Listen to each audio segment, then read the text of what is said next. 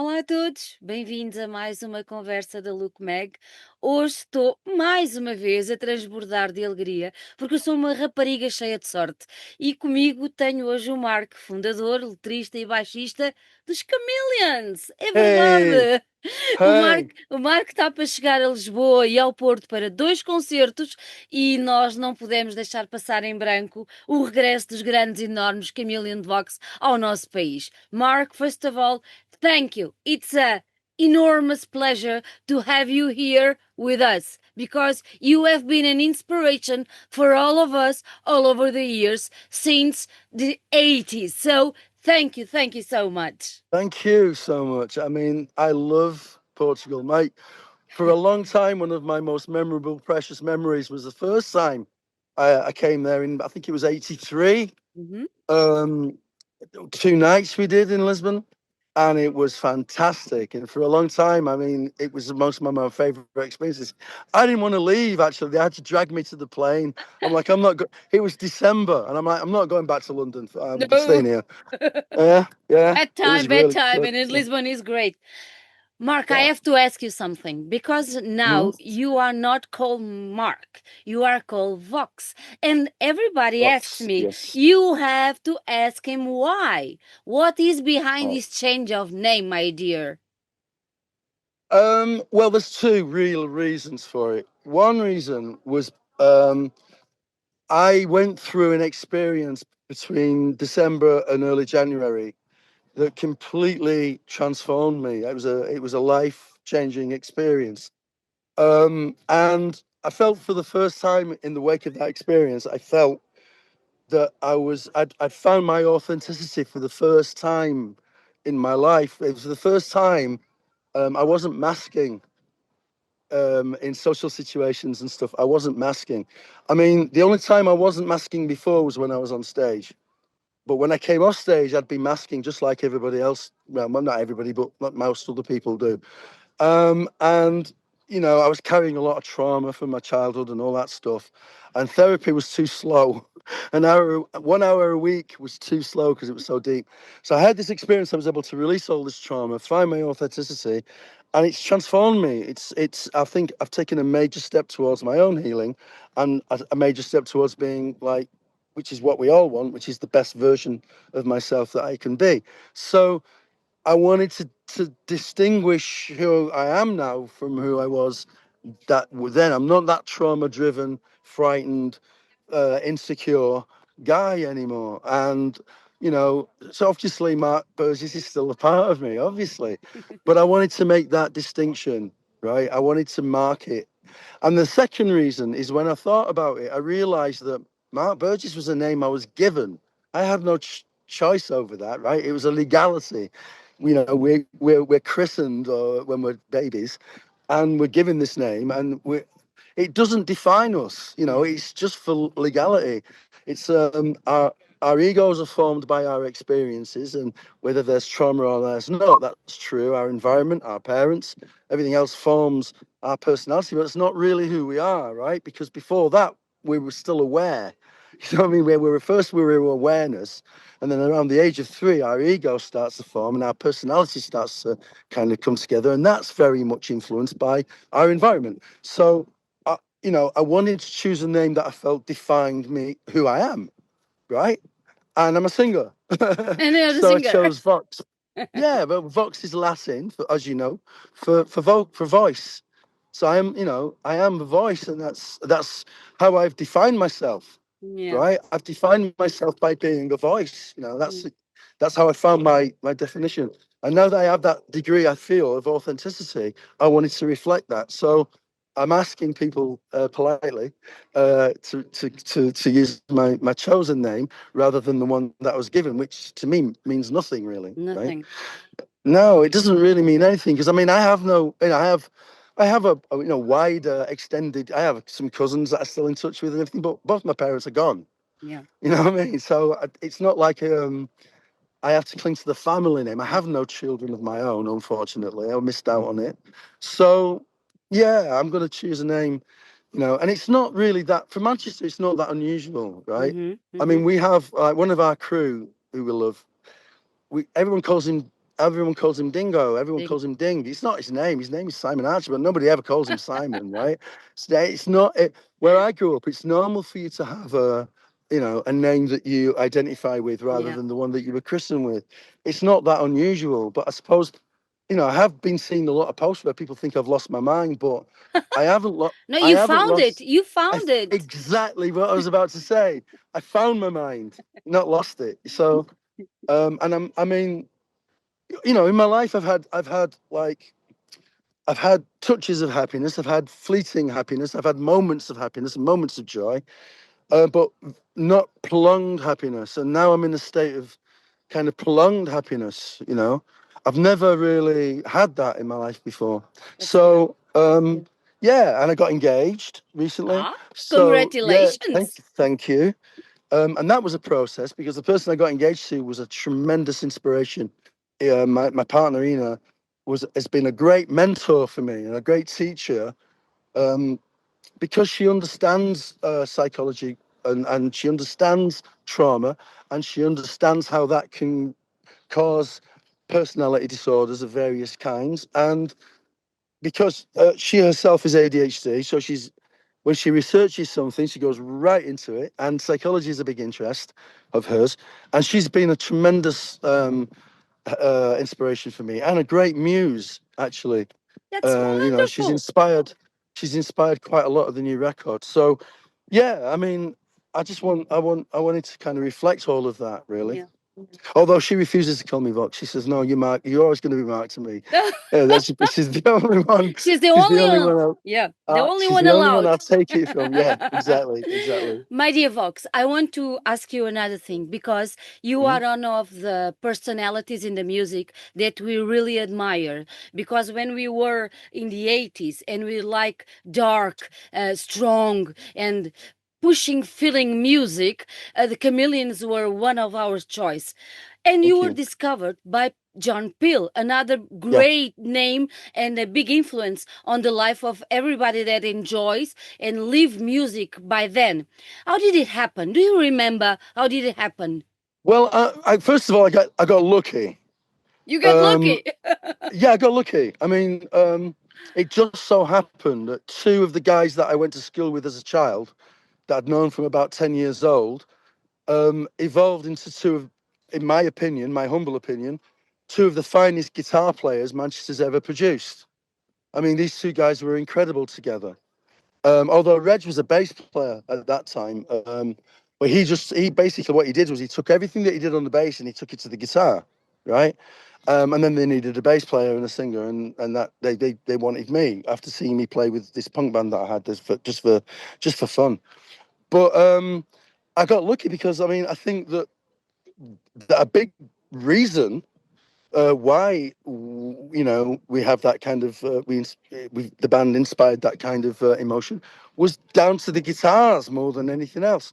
And I mean, obviously I get lauded for lyrics and stuff, but a lot of the love from the Chameleons are coming from non-English speaking territory. So how many of them do actually understand the lyrics anyway?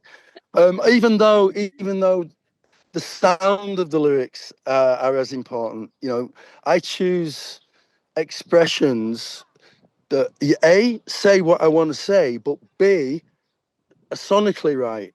They sound right musically. You know what I mean? So you have to be very careful about words and phrases that you choose because it all comes together. It's as important. But I think that in terms of influences and stuff, it's the guitars more than anything else. Really, it was down to Dave and Reg. So I was just lucky, really, to fall in to that. And then obviously with John, that power. He was a powerhouse. I mean, people talk about John Bonham at Led Zeppelin. I tell you what, they had nothing on John Lever. He was a monster behind the kit. So, but all that combined together is why we have the legacy that we have. Yeah. And why did you choose the bass? And when did you began to sing? Why? Why? Because um, you are so passionate now speaking about the guitar, but you are a bass player and you are a singer. yeah. First and foremost, I mean, I became a singer. Punk changed everything, Hmm. right? Punk showed us that attitude was more important than ability. Yep. Didn't matter how good a musician you were, but if you had the attitude, punk was an attitude. It wasn't a fashion. It Yeah. wasn't the clothes you wore. It was the attitude, right? And that's what I got into. And suddenly it became obvious that, well, it doesn't matter how long you've been playing. It doesn't matter how good you are if you've got the attitude. So we formed a band because that's what everyone was doing at the time. Because it was like, and it was a kind of anyone can do it, right? You can do it. If they can do it, I can do it. I was going to listen to punk bands, and I'm like, well, if they can do it, I can do it. So for the first time, being in a band became something that was possible without having to spend 10 years learning how to play. And I chose the bass because I figured that was the fastest way to get into a band, right? Because like chords are hard to learn and guitar is hard to learn, and there's like all this technique that you do. You're either a natural or you're not. You know, I thought, well, with a bass guitar, it's only got 4 strings, and it provides a function. How hard can that be? So I wanted to get in a band as fast as possible, so I bought a second-hand bass, and I sat down with all my favorite records at the time were, Pistols, Adverts, the Stranglers. So I had some very good teachers, right? Because I'm playing along to the records, and I played the record fast so that I could get faster on the bass. And I had this punk band, and that's when we left school, we all fell out of touch, and then we all started seeing each other at punk gigs. And we went to see the Fall one night, and we shared the bus back, and they found out that that I'd formed a band and they had a band, and we didn't have any equipment, but they had equipment, right? But they didn't have anywhere to rehearse, and we had a place. So we said, well, we'll come together, and you can rehearse for a bit, then we'll Yeah. rehearse for a bit. We'll share the space, and you can share our gear. And then, so the first night they came up, and me and our drummer didn't turn up. You didn't turn Our up. drummer, no, I don't know. I can't remember why not. He just didn't turn up. So there was only two of us. It was a three-piece band I had. There was only two of us, but we went and rehearsed anyway. And when I think it was Dave saw me, he just went, fuck. And said, and because they were playing kind of more prog rocky kind of music at the time, and I was an out and out punk, right?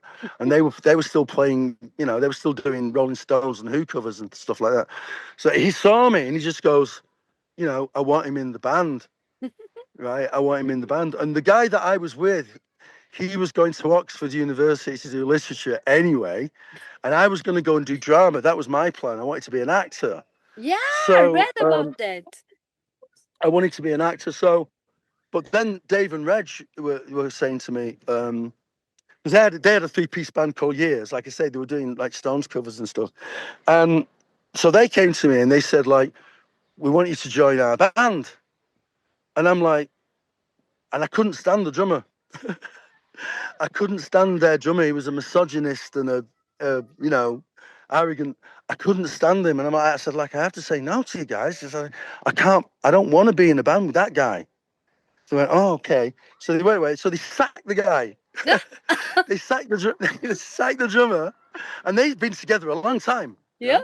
But they shared my view. They shared my view of him. They said, yeah, you know what? You're right. He's an asshole. So they sacked him, and then they came back and said, right, we've sacked him. Will you join now? Will you join now? You don't have Yeah. to. You don't have any hypothesis to say no. No. How could I say no to that? Right. So I thought, well, I'll do it. Just because I enjoyed hanging out with them. I didn't have any career aspiration because I wanted to go to drama school. I wanted to be an actor. So we get together and we start playing in bars, and it was like awful. Nobody wanted to listen to us. Fights were kicking off all the time. It was dreadful, and we were having a bad experience. So we said, like, oh man, this sucks. So Dave was like, well, let's concentrate on our songwriting. Yeah. We won't go out and play any old dive. We'll concentrate on our songwriting, and we'll push our songwriting. So that's what we did. We started focusing on writing songs, trying to, throwing away anything that reminded us of anything else. So if we did something and we'd look at each other and go, sounds a bit like the teardrop explodes. Yeah, it does a bit. Right, throw that away. We didn't want to sound like anyone else, right? And we kind of fused their ability, because obviously if you're playing like Who songs and you're good, you have to be really good to play that stuff. So they were very competent. I was a punk, so I had the attitude, and I think I'd been playing about 6 months at that point, you know. So we fused that together and we started writing. And we started quite liking what we were doing, and then a guy close to us said, like, send it to Peel. Yeah. And again, you know, we didn't have a drummer at the time. We were using a session drummer, and he didn't show up for that either. But we did it without the drums, and we sent the tape to John.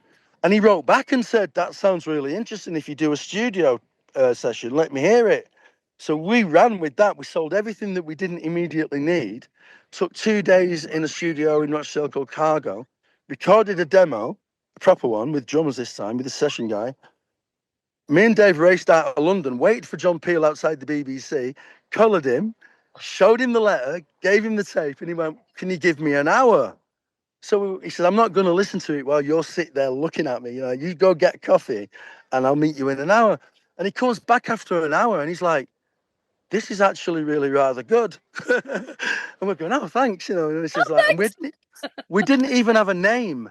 We hadn't even named the band. No, we didn't. We hadn't got a name. He said, what you called him? We went, well, we don't know yet.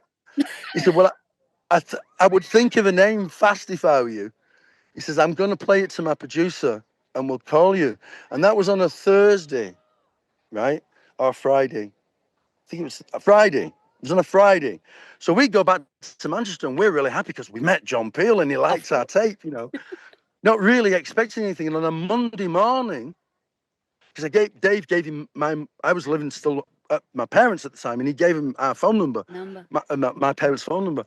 The phone rings, I pick it up, and this voice that sounds very like John Peel is on the other side of it, and I thought someone was winding me up, you know. I'm like, oh, you know, he says, no, this is really John Peel here. And I'm like, fucking hell, there's no mistaking that voice, right? Yeah. So like, it's John Peel. And he says, no, he says, we really love it. We want you to do a session as soon as possible. I'm going to hand you over to my producer, work out a date. And that was it. We had the session. We went down and did it. And we thought, we were saying, can we have a tape after we did the Peel session? Can we have a tape of it? And went, no, it's ours. It belongs to the BBC. You're going to have to wait. You're going to have to wait till it goes on the radio, and then you're going to have to tape it yourselves like everybody else does. So it's, oh, okay. So, you know, and we always listened to, we always had a ritual of listening to Peel pretty much from Monday to Thursday. We'd go around to a friend's house, you know, smoke a bit of dope and listen to John Peel. And on the Wednesday, at the end of Wednesday's show, he said, like, oh, he said, you've got to listen tomorrow night. I've got this band, brand new. They didn't even have a name when they came to me. You don't even have a name back then on that We time? didn't have a name. By that time, we thought of a name. We thought, right, we're going to be the Chameleons. And we'd given him that. And he went, well, that'll do for now anyway. And he said, like, the bass band. And he said, and at first, we didn't know who he was talking about. And we're like, oh, wow, they sound good, don't they? Like, we can't miss that, you know. And he goes, a band's called, they're up from North, the band's called Chameleons. And we were like, fucking, let's talk about us. You know, we couldn't believe it. And that was the night before our session. So he was actually hyping us the night before. And then the next night, I think it was a Thursday night, we listened to the whole program, and I think we recorded, I can't remember if we recorded three or four. I think it might have been 4 songs we did for him. Wow, that's wonderful. And the cool thing was that all the records that we liked that he played, you know, he were stuff by The Cure and stuff by, you know, all these like Banshees and all this other stuff. Yeah. He was playing that, and then he was playing us, and I was like just let right out of the speakers. You know, it was like it was an exciting session because the nature of it, you know, you get 4 songs, you've got 1 day to do it, you're really excited. That's why the Peel sessions are so good. You know what I mean? Because right on spot. It has to be right on spot. Yeah. I mean, I often prefer the Peel sessions to the actual finished recordings. Yeah. Not just for our band, but for many. For many of them. I think the Cure's Peel sessions are fantastic. You know, I like all of the like Raincoats. I loved Slits. I loved all these amazing, you know, groups that were coming. But I mean, I knew John. I mean, I'd been listening to John Peel as a kid anyway when he was on Radio Caroline. That's how I discovered Mark Bolan, because he used to play Mark Bolan a lot, with a very distinctive kind of voice, and I liked it, you know. So I kind of knew who he was and everything. But there he was talking about us, and we were like, and so the session goes out, and the next day after the session, the phone starts to ring, and our lives completely changed. Completely changed overnight. Our lives changed. Our lives were never the same after that, and it became this roller coaster ride that I'm still on. Yeah. And I had to make a choice, obviously, because I wanted to do drama, as I say. And I went to see my tutor at college, and he goes like, "Do it." He says, "You've got to do this." He said, "This is a once in a lifetime Yes. thing." He said, "Like, if it doesn't work out, then you go to drama school." Do you know what I mean? It's like, that makes sense, right? So I threw my lot in with these lunatics, and here we are. Here Do we you are. do you still have the desire to be an actor? You can always to be an actor. No, no, not Not really. No, anymore. no, no. I found my thing. You found You your know, thing. Yeah, I yeah, don't think I would have been a very good actor because I mean I could improvise. I was really good at improv. I was really good at improvisation, but I think I wasn't like naturalistic enough to be a great actor. Great actors have got to be, they've really got to sell the character. They've got to be as natural. They've got to be yeah. very naturalistic. They've got to be able to be natural on a camera. And I could probably do it. I could do it like once in the beginning. I could improvise it, but Improvise it. then it would get steadily less and less authentic as I couldn't really do it. I like the observational skills, Yeah. to be a great actor. Great actors can watch people, can sit, drink coffee all day and watch people and how they are in certain situations, and They then are they can studying remember everybody. it. Yeah. They're studying everybody. Exactly. They're studying everybody. I don't have the patience or the attention span or the observation No, skills for that. you're a punk soul, Vox. You are a Yeah. punk soul. I still am a punk. Yes, you My still. attitude, my attitude hasn't changed. No, it hasn't. No, it hasn't. Now, Yeah. age is just a number. Let's forget about that. Oh well, man, come on, that really makes no difference because I No mean, difference. fucking hell, I did the Marquee in the 80s and met Charlie Harper, and he was getting on then. You know what I mean?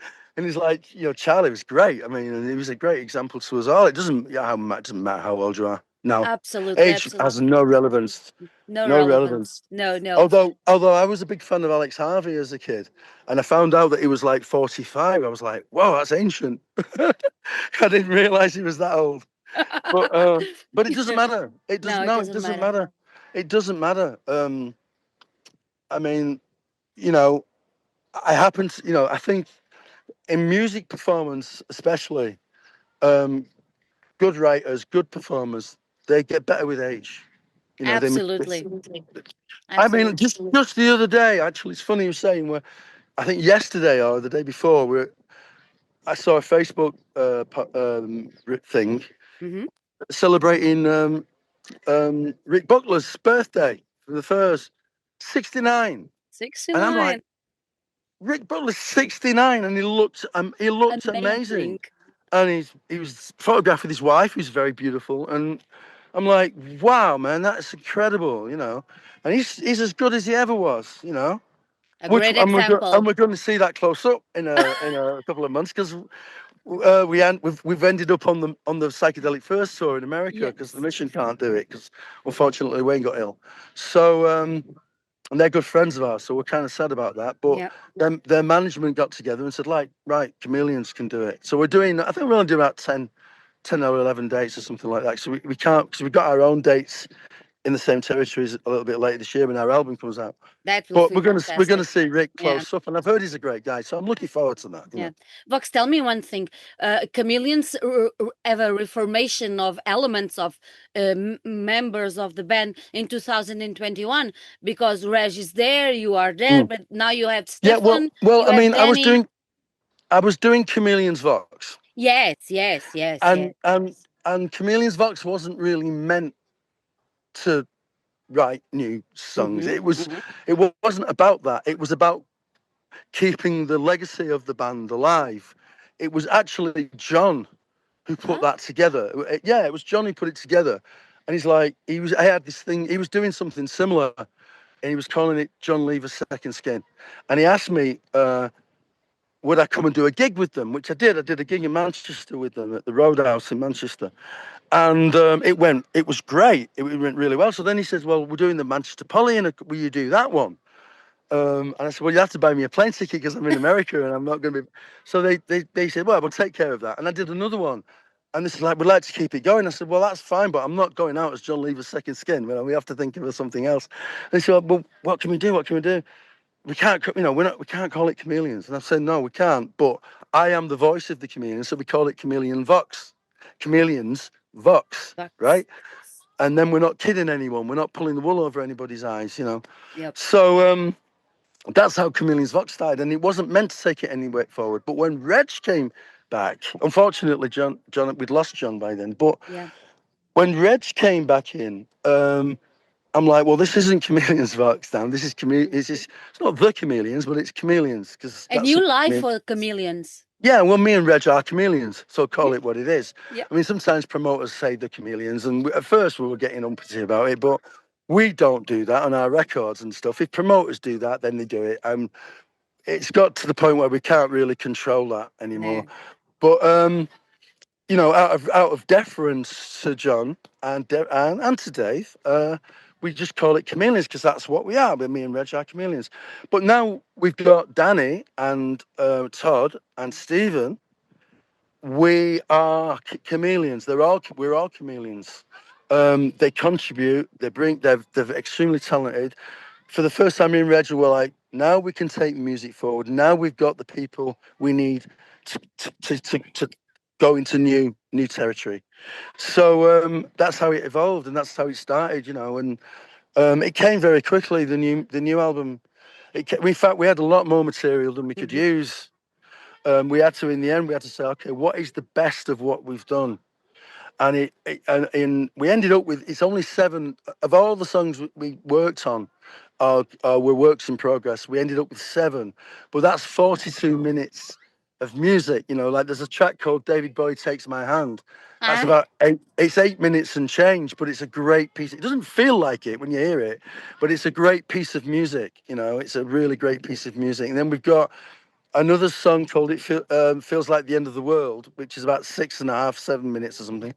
So, I mean, it's 42 minutes of music, which is quite a bit longer than some of my favorite albums, right?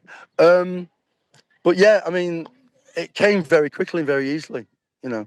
And And personally, this is of all the bands I play, and this is no disrespect to the guys in the Sun and the Moon or the other guys in the Chameleons or the guys in Chameleons Vox. It's not. They're all great. I've played with some really great people. I've been lucky in that respect. But personally, this is my favorite band setup. band This is so my far. favorite band. Yeah. Yeah, it's my favorite band so far. And it shows because we're all having such a great time. There's no baggage, there's no drama. It's just us loving what we Loving do music. and being grateful. Yeah, and being grateful for the opportunity to do it. And the promo single that we just put out, Saviors, the skeleton of that idea came from Stephen, who's one of the new guys. Yeah. And then me and Reg went, okay, we can work with this, and we all worked on it, and that was the result. And I think it's great, you know. So Do you think this single is like a guideline for the sound that we are expecting to hear in Arctic I have Moon? no idea. Yeah, well, yeah, I think it's more mature. I think it's a lot more mature It's a than beautiful anything. song. It's a Thank beautiful you. song. Yeah, we love it. I mean, I think the songs on this record have got more of a more maturity, but that's Mm. obviously going to be the case because we're a lot older. But I mean, for the first time, we've used real orchestral strings. They're not synths; it's an orchestra on it. Wow. We found an arranger in Manchester that's what he does. We called Peter, and we brought him in, and together we worked on the arrangements, and he turned in a really great strings arrangement. We've never done that before, Yeah. right? And it's glorious, you know. And the writing itself is mature, I think. And everybody's contributed, and everybody's brought their A game. So yeah, I'm very excited about it. Vox, tell me one thing. You have a new bunch of audience, younger audience, Yeah, that still have this dark place inside of us. Because I love my dark place. I don't want him to go away. Like when I was 16 and I began to listen to your music. So it's yeah, the same. And now you have younger people listening to your music, but you have people like me with 52, 53 years old that still listens to you. Where do you think you can combine these two audiences? Is important for you this kind of Don't nostalgia with innovation? I know. I don't No? think about it. I know we don't think about it. We use the same criteria that we've always used, in that we've got to please ourselves. Yep, We've got to love what we've done. If we didn't, we wouldn't release it. absolutely. And our team, I mean, we can't wait to release it. And as far as the darker elements are concerned, I mean, they're still there. I mean, in fact, this is probably the most personal and some of the most darkest writing I've ever done. Um, David Bowie Takes My Hand, that track, is me sitting in a hotel room 48 hours wanting to kill myself, Oh, right? And saying, like, get me out of this, right? And I was thinking about Bowie's Rock and Roll Suicide, where he's at the end, he's going like, give me your hands. And then in my take, I'm going, take it, take my hand and pull me out, because I'm sinking, I'm going under. It's dark, but it's not. But the music, the piece of music we've got, people close to me, I've played it to them. They've been crying, and Danny, because we had it at, I think we had it at something like 12 minutes, and we can't do. I mean, we've got to figure this out. He takes it home and he edits it. He does an edit on it, and it's about 8 minutes, but it doesn't feel like it. He comes and he plays it, and we went, Danny, that's perfect. It's a perfect arrangement, wow. right? So we arranged it as he suggested, and we played it. This is just the demo, right? Not the finished version. We Yeah. played it. It's in a very rough form, and I turn around and there are tears streaming down Danny's face. So that's how deeply he was affected by this track. So I mean, the darkness is still there, but it's not depressing. It's not Mm-hmm. pulling. It's elevating. It's like I'm saying, look, if you've been in this situation, you'll relate.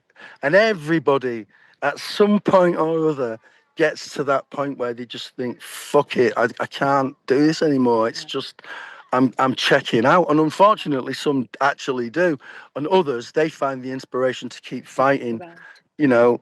Right, yeah. And I did, I I Do you, I, do you, I got do you think the this music helps. The the music helps. music save us? I think music Well, I save us. never really, I was always kind of touched, right? Hmm. Deeply touched when someone would come up to me, and it does happen, and they go, Mark, I've got to tell you what this music has done for me. And they'll put their arm and they'll cry. And I'm kind of like deeply touched by that, but I couldn't really relate. Even though I've had music do that for me by people like T Rex and David Bowie and people like that, I'm like, yeah, but no, I didn't really know how to. Now I get it. Now you Now I get get it it. because if I hadn't have had that channel, I think I would have been in a lot of danger. If Yeah. I'd not had that record to work on, given what I was experiencing at the time, I was in a very dark, bad place, and I had somewhere to channel it, and that helped me. Yeah. So my hope is that, because all music is medicine, whether we like it or not, Yes, it right? is. If we can't connect to a piece of music, then it's not meant for us. It's meant for others. It's all medicine. Music is medicine. That's what music is. So my hope is that the people that need this or need to hear this will get. It will help with a little bit in the direction of pushing them in the direction for their own healing, because Yeah. that's what it did for me. Yeah, the Yeah. album will come out in September 12th. Yep. So we have to wait a few more months until we listen to it all over the Yes. place, and we are Yes. suffering Yeah, for because that. well, once it's out, we can start playing it. The reason why we're not doing that now is because we don't want it on YouTube before it comes out. Of course. Because that's the age we live in now. You play something, and before Goes you've to the even got off world. stage, it's on YouTube or On Facebook. the other side of the world. It's on the other side of the world. Yeah, and we don't want spoilers. We want people to buy the album not knowing what they're going to get, put it on, listen to it, and go Without like, without spoilers. without For spoilers. the shows, for the two shows Right. that you have I for mean, Portugal, what having were s- you? well, What are having the said plans? What are the plans? well, I mean, having said that, I understand that records are expensive, and you don't want to blow a lot of money on a record that you've Yeah. not heard because you might not like it. I Yeah. get that. What I mean is that when they hear it, when they actually do hear it, it has that effect. And then they'll buy it, hopefully, because if they buy it, it means we get to make another one, right? So there's that. And as far as these gigs are concerned, we're still playing mainly legacy stuff because our record label, they don't want us to play it before it's out. Of And course. I understand. I Yep. understand why. It's not something I'm resentful about. We want to play it, and Saviors is out there, and we're not playing that yet. But that's because we came into this tour with no rehearsal. We were all scattered around different parts of Europe or whatever, or America. In Todd's case, he was home in Baltimore, and we had this tour coming up, and there was no opportunity for us to come together to rehearse ahead of this tour. So we've not been able to rehearse it yet. We're going to. Was talk of us maybe trying to rehearse it in Valencia because we've got 2 days there. So if we don't, the second day we might be able to get in earlier. We might be able to sit down and kind of like rehearse it. We don't know yet, but for the most part, we don't want to play this. We can't play the stuff. The rest of the stuff we We can't have to play it. wait until September. Yeah, and the other thing is like when we do play this stuff. I mean, we've got an album launch gig now in England right after it's released. Yes. But this material is it's not just a question of us coming together, rehearsing it, and playing it on stage. It needs producing because it's going to be challenging for us to make it happen on a stage. Because there are that many elements to it in terms of arrangements and things and what's doing what. It's a challenge to do it. And So we're going to need to. do you have a different approach when you go on stage comparative with the early years of the band when you Yeah, started? Yeah, yeah, absolutely. it's a different approach. We can just Yeah. get together in a room, plug our basses and our guitars in, put the microphone up and rehearse it and play it. And that's great. I mean, we're going to keep doing that. That's not going to change. But when it comes to like recreating some of Arctic Moon on the stage, it's going to take a little bit more than that, right? It's because there's a lot more technically that we're going to need to get our heads around in order to make this happen. Because we want to do it justice. We love the recordings so much that when we come to play them live, we want it to be even more powerful because there are people in the room and that helps more power. And You because get that. chameleons are a band of stage, of live show, of More so, I think. interacting. Yeah. That's always been my view. Yeah. I mean, it's the left hand and the right hand of what you do. The left hand is the studio, the right hand is the stage, and I've always preferred the stage, Your really. heart Although is on stage. I enjoy the process of recording. I do, obviously, I really enjoy it. But it's when you get on the stage and play it, that's when that's what I look forward to. Do you have any specific things that you do before shows now, or don't? No, No? not really. No, Drink a beer um, and go ahead. I don't drink. You don't drink, I know. No, I quit drink. I quit drinking over a year ago. I don't drink alcohol anymore. Drink I don't water. like. Hmm? Water, a glass of water. Yeah, I'll drink a tonic water or something. I don't drink alcohol. I still do psychotropics. I do psilocybin. I recently did ayahuasca, which was amazing, and a couple of other things. I'm interested in things that change your consciousness. I'm not interested in something that's going to make me feel high for 20 minutes because Yeah. I feel high without it. I don't need speed. I don't need cocaine. I don't need heroin. I don't need opium. I don't need any kind of escapism. But I do still believe in psychotropics because I think they're beneficial to Yeah. our mental health and to our healing. I do And I think, understand. well, it's not just an opinion. No? It's facts. It's like psychiatrists have researched it and they've gone, this is a great tool, not just for treating depression or personality disorders or whatever. We can actually cure it. We can get to the root of the problem Yeah. with it. There's a lot of tests being Because done in all the Switzerland. barriers come down. Yeah, because sometimes people get acute depression and they don't know why. They don't know. Because the reasons are buried so deep inside them, they don't know why they're feeling this way. And a psychiatrist or a therapist you can talk about or relive it and try and get the trauma out. A psychiatrist can treat it with drugs so you can manage your life Yeah. despite these things. But that's all it can do. Whereas, psilocybin and DMT and peyote and ayahuasca, all the psychotropics, can get to the root of the problem, because all of these things are connected to the same roots, Yes. right?